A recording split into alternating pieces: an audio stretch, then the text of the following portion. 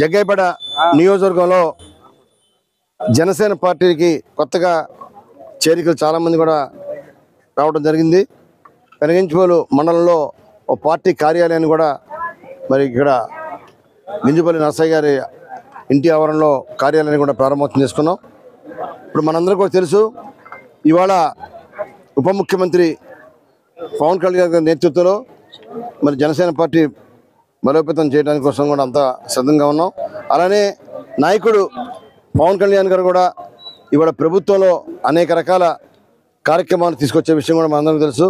ఆయన తీసుకున్న పంచాయతీరాజ్ శాఖ కూడా అనేక రకాలుగా మరి భారతదేశంలో ఏ రాష్ట్రంలో ఏ పంచాయతీ కూడా రాని నిధులు ఆంధ్రప్రదేశ్ తీసుకోవడం కోసం ఆయన కేంద్రంలోకి వెళ్ళి మొన్న కేంద్ర మంత్రుల్ని 3 రోజుల పాటు ఢిల్లీలో ఉండి 6 మంత్రులు కలిశారు.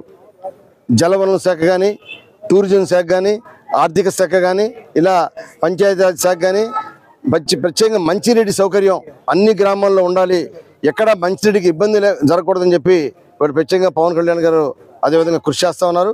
అలానే కూటమి ప్రభుత్వంలో కూడా ముఖ్యమంత్రి చంద్రబాబు నాయుడు గారి నేతృత్వంలో మరి రాష్ట్రాన్ని అన్ని రకాలుగా మరి ముందుకు తీసుకెళ్లే విషయంలో అటు కేంద్ర ప్రభుత్వంతో మరి అన్ని రకాల సంబంధాలు పెట్టుకుంటూ నిధులు తీసుకువచ్చే విషయంలో కానీ, అలానే 18,000 కోట్లతోటి రాజధాని అభివృద్ధి, ఇదంతా కూడా మనకు చాలా గర్వకారణం.